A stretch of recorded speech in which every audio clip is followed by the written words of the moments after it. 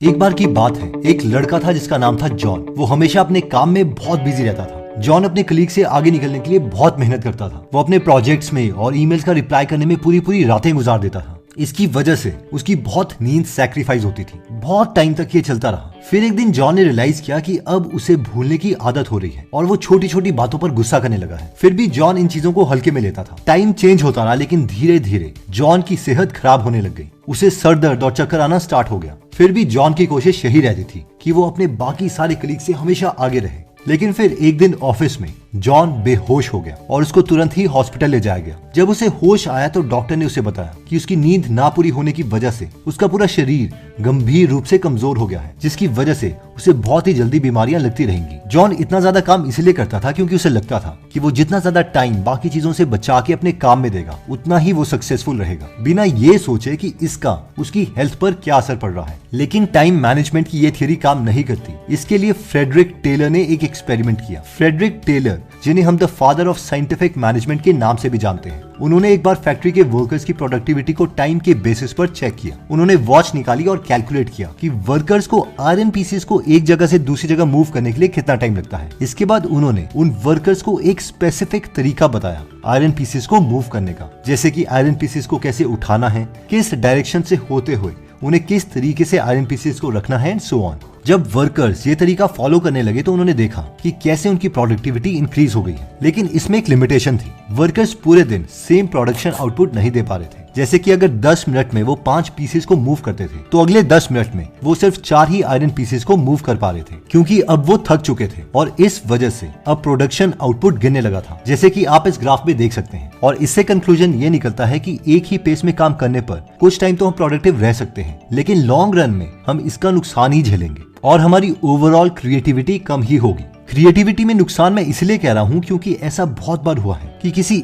एक famous author की book बहुत सुपरहिट हो गई हो और वहीं उनकी दूसरी बुक बहुत फ्लॉप गई हो। For example, the fault in our stars एक बुक है जिसकी ऑथर है जॉन ग्रीन और उनकी ये बुक बहुत ही फेमस हुई थी। इवन इस पर इंग्लिश मूवी बनी और इवन दिल बेचारा हिंदी मूवी भी इसी बुक के कॉन्सेप्ट पर थी। जबकि इनकी दूसरी book an abundance of Katherines का रिस्पॉन्स कुछ खास नहीं रहा। ये हम इनके रिव्यूज में भी देख सकते हैं। क्रिएटिविटी का हम एक और इंडियन एग्जाम्पल देखते हैं। मोहित चौहान अपने एक इंटरव्यू में बताते हैं कि जब उन्हें जब वी मेट मूवी से तुमसे ही सॉन्ग मिला था तब उन्होंने 1 महीने का ब्रेक लिया था और म्यूजिक डायरेक्टर प्रीतम ने भी इस बात को समझते हुए इस सॉन्ग को होल्ड पर रखा। फिर जब मोहित चौहान ने वापस आकर इस सॉन्ग को रिकॉर्ड किया तब इसमें कोई अलग ही बात थी और इसलिए सॉन्ग के रिलीज होते ही यही सबका फेवरेट सॉन्ग बन गया। अगर मोहित चौहान ये ब्रेक ना लेते तो वो इस सॉन्ग में इमोशंस ना डाल पाते और फिर शायद ये सॉन्ग कभी उतना पॉपुलर नहीं।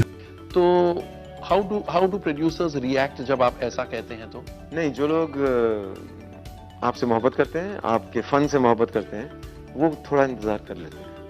बहुत ज्यादा नहीं शायद, पर कर लेते हैं थोड़ा। जैसे तुमसे ही के लिए कहानी ये कि प्रीतम साहब ने और इम्तियाज ने शायद मेरा इंतजार किया महीना 1.5 महीना, ऐसा कुछ। रियली? हाँ, ऐसा कुछ कहानी। तो इससे एक बात तो क्लियर है कि सिर्फ टाइम मैनेजमेंट तो नहीं है खुद को ग्रो करने के लिए, बल्कि कुछ और है और इसका जवाब है माइंड मैनेजमेंट। डेविड कैवी अपनी book mind management and not time management में एक्सप्लेन करते हैं कि हम अपनी क्रिएटिविटी को ग्रो करने के लिए 4 स्टेजेस ऑफ क्रिएटिविटी और 7 mental state of creative work को समझ सकते हैं और आज इस वीडियो में हम यही डिस्कस करेंगे। तो सबसे पहले बात करते हैं 4 स्टेजेस ऑफ क्रिएटिविटी की। Stage 1, preparation. प्रेपरेशन क्रिएटिविटी की वो स्टेज होती है जहां पर हमारा लर्निंग पीरियड चल रहा होता है। इस स्टेज पर हम अपना सारा टाइम रिसर्च को देते हैं। इसे हम द बीटल्स ग्रुप के मेंबर पॉल मैककार्टनी के एग्जांपल से समझ सकते हैं। कोई भी सॉन्ग कंपोज करने से पहले म्यूजिशियंस बहुत से सॉन्ग सुनते हैं और उनसे इंस्पायर होते हैं। एग्जैक्टली ऐसा ही पॉल के साथ भी हुआ था। उन्होंने वर्ल्ड वाइड बहुत सारी कॉम्पोजिशन सुनी और सारा समय बस प्रेपरेशन स्टेज में गुजारा। एक बार जब प्रेपरेशन स्टेज पूरी हो जाती है फिर आता है stage 2, which is incubation. Incubation वो स्टेज होती है जहां पर हम एक्टिवली काम नहीं कर रहे होते लेकिन फिर भी उस काम से इनडायरेक्टली जुड़े होते हैं। प्रेपरेशन स्टेज में हम बहुत थक चुके हैं और इसलिए हमें रेस्ट लेना जरूरी है। पॉल ने भी एग्जैक्टली ऐसा ही किया था। बहुत सारी कंपोजिशन सुनने के बाद वो बार बार रेस्ट लेते थे। 3rd स्टेज आता है इल्यूमिनेशन। इल्यूमिनेशन तीसरी ऐसी स्टेज है जहां पर हमें हमारी आहा मूवमेंट मिलती है। आहा मूवमेंट का मतलब है कि अचानक से आपको कोई डिफरेंट थॉट आ जाएगा जो हमारी प्रॉब्लम का हमें सोल्यूशन दे देगा, स्पेशली तब जब हम किसी काम को कर भी नहीं रहे होंगे। अब एग्जाम्पल के लिए जब पॉल इंक्यूबेशन स्टेज पर थे तभी वो इल्यूमिनेशन स्टेज पर भी पहुंच गए। पॉल जब सो रहे थे तो उनके दिमाग ने पुराने सारे सॉन्ग्स को कंबाइन करके एक नई मेलोडी बनाई। जैसे ही पॉल नींद से उठे उन्होंने झट से उठकर उस मेलोडी के कॉर्ड्स को नोट डाउन कर लिया। उसके बाद उन्होंने जो एक्शंस लिए वो है fourth stage, which is verification.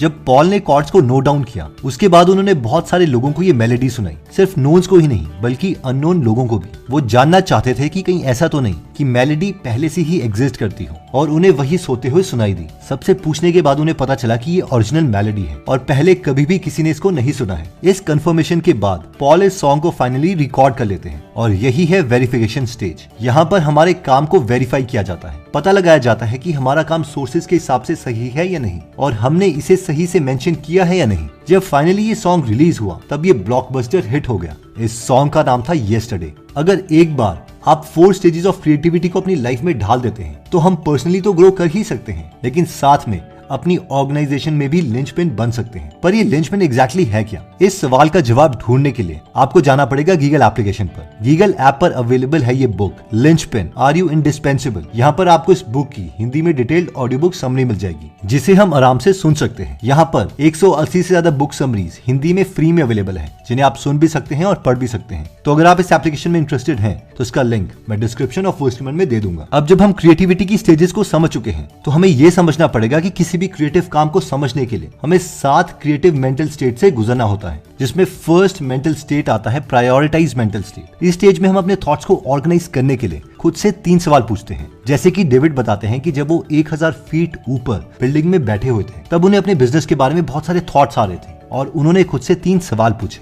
1, मुझे क्या करना है। 2, मैं इस काम को कैसे करूं। और 3, मुझे क्या नहीं करना है। इन सवालों को पूछते ही डेविड को अपनी प्रायोरिटीज के बारे में पता चल गया और ऐसा करने से वो प्रायोरिटाइज मेंटल स्टेट में आ गए। जब हम भी इन 3 क्वेश्चंस को पूछ के स्टेज में आ जाते हैं तो फिर आता है second mental state, which is explore mental state. अपनी प्रायोरिटीज डिसाइड करने के बाद हम क्यूरियस हो जाते हैं और इसी क्यूरियोसिटी की वजह से हम ज्यादा से ज्यादा चीजें एक्सप्लोर करना चाहते हैं। इस स्टेज में हम जितना हो सके उस टॉपिक के बारे में जानना चाहते हैं। फॉर एग्जाम्पल, अगर हमें कोई ऐसे लिखने को दिया जाता है how did APJ Abdul Kalam became successful, तो हम इस स्टेट में इस सवाल का जवाब नहीं ढूंढेंगे बल्कि हम उनके ओवरऑल कैरेक्टर को स्टडी करेंगे। जैसे कि उनका बचपन कैसा था, उन्होंने पढ़ाई कैसे करी, उनके इंटरेस्ट क्या थे, हर एक छोटी चीज को स्टडी करेंगे। जब ये चीज कंप्लीट हो जाती है तो फिर आता है state 3, which is research mental state. For example, अगर हम एपीजे अब्दुल कलाम सर के बारे में एक्सप्लोर कर चुके हैं तो अब हम मेन सवाल का जवाब ढूंढेंगे कि वो सक्सेसफुल एग्जैक्टली हुए कैसे। रिसर्च मेंटल स्टेट में हम पॉइंट टू पॉइंट अपने सवालों का जवाब ढूंढते हैं। इसके बाद आता है फोर्थ मेंटल स्टेट, जो कि है जनरेट मेंटल स्टेट। अब तक हम जो भी काम कर चुके हैं इसके बाद आएगा कि हमें कुछ जनरेट करना है, यानी कि हमने डिसाइड कर लिया है कि हमें ऐसे लिखना है,